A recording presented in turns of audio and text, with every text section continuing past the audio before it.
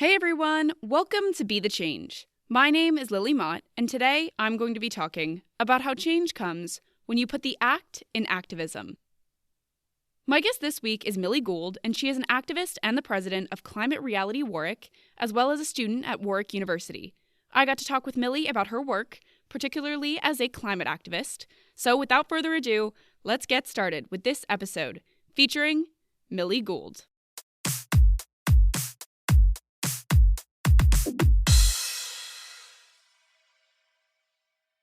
I'm Millie. I'm a third year politics student at Warwick, and alongside my studies, I also work 2 days a week for the civil service, and I'm also president of Climate Reality Warwick, which is a branch of Climate Reality founded by Al Gore.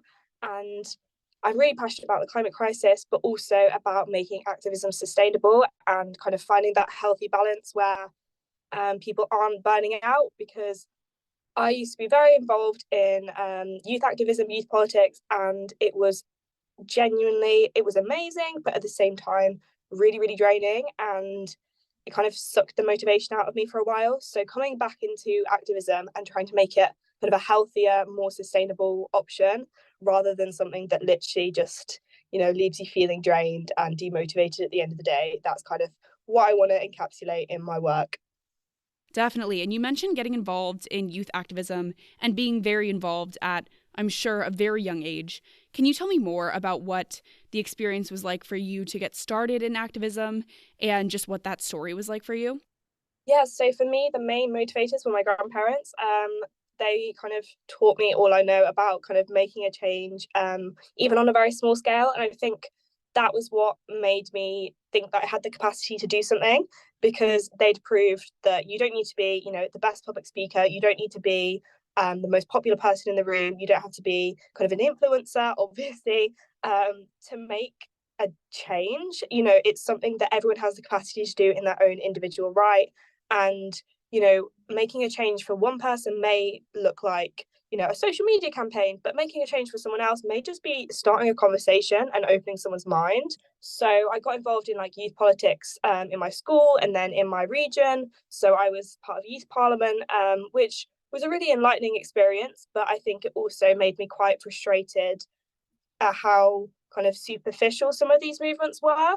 Sometimes it felt as if there were so many barriers to change. There were so many kind of structural constraints, and it was very, very corporate in a way. Like, it was very much about your image and about how you presented yourself, making sure you had the best LinkedIn profile. And when you're like 15, that should not be your main priority. Your main priority should be, growing up, having a childhood, and also just reaching out to people that have like-minded experiences and share the passions that you do. So I wanted to kind of form a network, or kind of create a more healthy outlook on making a difference, and kind of inspire other people to do the same. So tell me about your work as an activist now, as you're also a student and you're doing so many different things. What are you working on, especially as you're juggling these different roles? So obviously it's quite busy, but I did some research a couple of years ago for a TED talk that I did. And the idea was kind of putting the act in activism, because I think so many people are put off by the phrase activist. Even like talking to my mum, she was like, "Oh, I don't really like the term activist. It sounds very like, aggressive, very kind of, assertive. Sometimes people tune off as soon as you say activism, or, any kind of ism, feminism, whatever. It's kind of seen as some kind of love it or hate it kind of situation. So I wanted to make it more kind of, as I say, accessible for the everyday person. So my TED talk was all about like simple changes you could do, and how it was like each conversation you have with someone, or each interaction, is a drop in the bucket. And you can kind of be an activist in the everyday sense. It doesn't have to be attending protests. It doesn't have to be kind of going on marches, because obviously those things aren't sustainable for everyone. They aren't accessible for everyone. And, you shouldn't feel guilty for not doing as much, or kind of doing things in a different capacity as someone else. So kind of moving past that stage of burnout that I experienced after being involved in the youth politics sphere, I kind of took a step back for a couple of years, and I was like, right, it's kind of important for me to focus my energy and kind of choose what to prioritize. So for me, the climate was an obvious pick, but also kind of balancing that with mental health awareness. And I think the two obviously do go so well hand in hand. And it's obviously become a more prominent idea, the idea of eco-anxiety, the idea of guilt around sustainability. So I wanted to bring that into my work. So kind of my everyday life in terms of climate reality and the work I do for that is kind of overseeing campaigns. We've collaborated with VegSoc and the plant-based unis team to try and encourage more plant-based options on campus. We've been trying to do campaigns on plastic cup reduction on campus. And all of these things are kind of, it's more about awareness than anything. I think, especially in a university student's capacity, they are busy. They are, often struggling for money, and they can't afford to be donating to loads of appeals or, taking time out of their studies to attend protests. So it's kind of just raising awareness on really, really simple things that you can do, which I think for a lot of people are very obvious, but it's almost creating that incentive. We've done schemes where we've given people like free cake if they've had a reusable cup. And it seems so stupid because it's like, oh, well, like that's such a minuscule, it's one uni, one person. But hopefully they can go home and think, okay, well, I got free cake today, so clearly I was doing something right. But I think on a completely different note, I've also moved into sport recently. As someone who was not sporty growing up, I think I found it as a sort of like alternative form of therapy. But I did not realize just how hard it would be to get into sport at a late age. So I am currently training for a half Ironman, along with a couple of half marathons and a marathon. And obviously that does take a lot of time. But the reason that I want to do it, and I'm so passionate about it, is because as a woman and in such male-dominated sporting sphere, it's just kind of like fueling me on to actually get to the end of the training process and be like, look what I've done as someone with no sports background, as someone, who never really thought they had the capacity to be a runner or be a swimmer or a cyclist. And I think for me, finding something that, yes, it was like very, very different to kind of activism in the sense that I was used to, it still gave me a way to feel empowered and hopefully make other people feel empowered, just like creating a community of women and non-binary people who want to get involved with the sports, kind of making sure I kind of show up as a beginner. In a way, that's been my own mini form of everyday activism. So obviously it's like empowering for myself, but hopefully other people can kind of take my experience and think, oh, I can do that too. And that applies to so many things, not just sport. It's the idea that, in terms of mental health, I think I try and be as open and transparent as I can about my experience with mental health. And as I said, my experience with like burnout and kind of overwhelming myself with all this very, very heavy, intense stuff as a kind of young teenager, essentially. So I try and be open with that to hopefully empower other people to make a change in their own life, because I do very, very strongly believe that, yes, there's all these very, very, very crucial issues that it's amazing to see so many people working on and kind of making a difference within. But at the end of the day, if we're not kind of filling our own cup first, we're not putting that back into ourselves, we will just kind of burn out. And that's not good for the cause. It's not good for us. It's not good for the community. So I think I try and emphasize that in all that I do. There is a time and a place for activism, but there's also a time and a place to kind of take that step back and know when something is kind of out of your capacity or out of your ability. So I think that's how I kind of juggle everything at the moment. That's really interesting. And I think the combination of your climate activism and your mental health activism is such an important balance. And I also haven't really heard many other people talk about exercise and challenging yourself physically as a small daily form of activism like you were talking about. And I think that's a really cool way to think about it. So tell me more about your programming and some of the events that you've put together with Climate Reality Warwick. You mentioned the cake event, but tell me more about what you're doing with the organization on campus. Yeah, so at the moment, we're kind of in the early stages of developing our motion campaigns for this year. So our student unions offers 3 all-student votes per year. So different societies or individuals have the ability to put a motion forwards. And in the past, there's been motions put forward about kind of weapon funding. There's been so many different amazing and interesting motions that just reading through the kind of manifesto and kind of proposal have been so insightful. We had a meeting with our members and we tried to get their opinion on what we should prioritize, because at least in my capacity as president of Climate Reality, I am very pro it being as inclusive as possible and not kind of making decisions at an executive level without consulting people that are students, or whether they're involved in Climate Reality or whether they're just interested in the climate or have something to say. You know, we've consulted with like engineering students before, we've consulted with all sorts of people that perhaps, you know, we can learn from them, we can kind of really soak up their knowledge and experience. So some of the things we talked about, for example, obviously further campaigns on plastic cups and kind of disposable things. It's one of those things that keeps going around in circles, but hopefully there will kind of be a crack in the egg and we'll figure out how to make progress.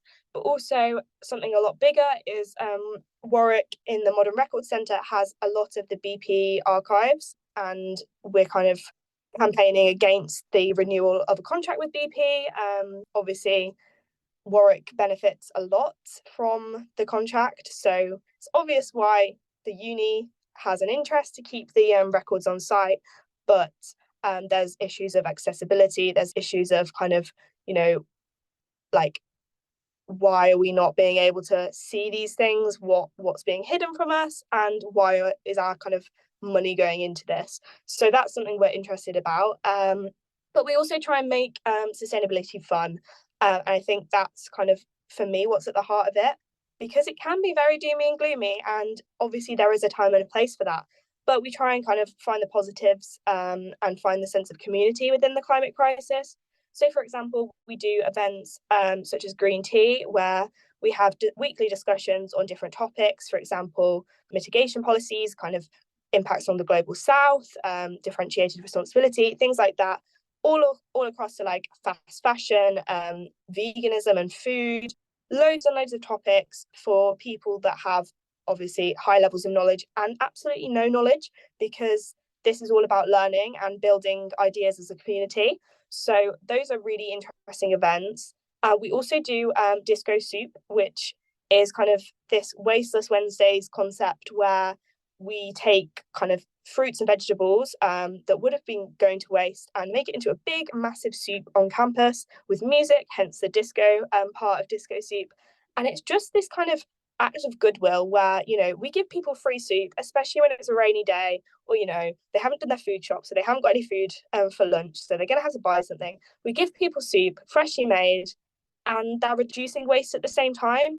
And it is really this idea that sustainability and activism is so simple at the end of the day, and your individual efforts, you know, as a collective, one person having leftover vegetable soup may not be that effective, but having, you know, hundreds of people having it, that is actually making a palpable difference. It's kind of all about bridging that gap between, yes, we've got to make a difference, we've got to make a change, but also we've got to bring kind of life and soul into it, because otherwise people burn out, they get disinterested, they get disillusioned and demotivated. So it is quite hard to bridge that gap sometimes, and not go one way or the other, but that's what we're aiming for at the end of the day. I think that is such a great way to lead your organization with these fun events that might make the work more maybe palatable for people, because like you said, that might not be, they might not have to think about the doom and gloom of climate change, but rather they're having fun and they're making change at the same time. So I have one more question for you before I let you go. Lots of young people want to create change and want to make a difference, but they may not know how to get started with that work. What advice do you have for those people who may be listening? I think the main thing is just like clue yourself up as much as possible. I think that's what I did when kind of making these first steps. The main things that I would say that you can actually do are the things that you do every day. So obviously kind of what you're wearing, what you're consuming, things like that. These are things that you make a subconscious decision on every day, even if you don't notice. But if you're making a change 365 days a year, a slight change does have a big knock-on effect. So for me, it was cutting down meat and dairy. So I went vegan. Obviously, I know that's not accessible for everyone, but kind of doing the research to allow myself to make these decisions or make these changes in whatever way I could. It was really empowering for me, but I do think just having, like, I'm quite open about my diet, I'm quite open about why I'm vegan. And I think that almost causes people to take an interest in it, and kind of educate themselves, and just have productive conversations. Whether or not you come out of it having changed someone's mind, that's irrelevant for me. It's almost like you actually set a seed in their head. And, even just by planting that seed, that's one more person that's considering it, whether, they will actually make a change or not. But yeah, I think just educating yourself and really taking like day-to-day actions, those are the main things that help me feel like I'm actually contributing, because yeah, it does feel so overwhelming. And I think you need to, like, if you are feeling this way, it is normal. You can't be perfect in your behavior. I've been on flights this year, not great, but there are kind of ways you can balance things. And if you are seeking to be a perfect environmentalist or a perfect activist, or you can't. And by setting yourself unrealistic standards, you will kind of inevitably feel guilty, or feel as if you're not doing enough, or compare yourself to other activists. But we all have our kind of flaws. We all have things that perhaps aren't accessible for us, but often for financial reasons or kind of mental health reasons. And it's just accepting that and thinking, okay, well, I'm doing what I can do, and that's enough. And if everyone does what they can do, then we're in a much better situation. So I think that's my main kind of takeaway.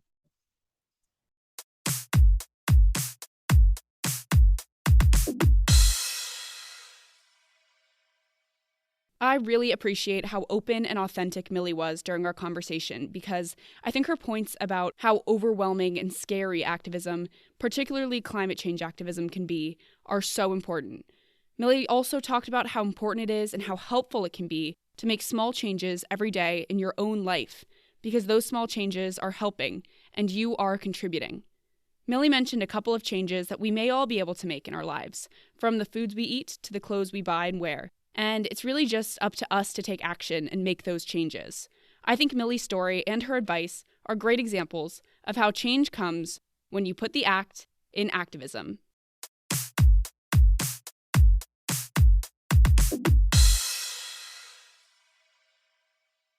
Thank you so much for listening to this episode, and you can find Millie on Instagram at Millie Keara, spelled Millie, Keara, to get connected with her. You can also find Climate Reality Warwick on Instagram at Climate Reality Warwick to learn more and follow along with the work the organization is doing. If you want to talk about anything I mentioned, please reach out to me by email at lily@bethechangepodcast.org or on Instagram at bethechangepodcast. Tune in for my next episode, but until then, be the change you wish to see in the world. Bye, guys.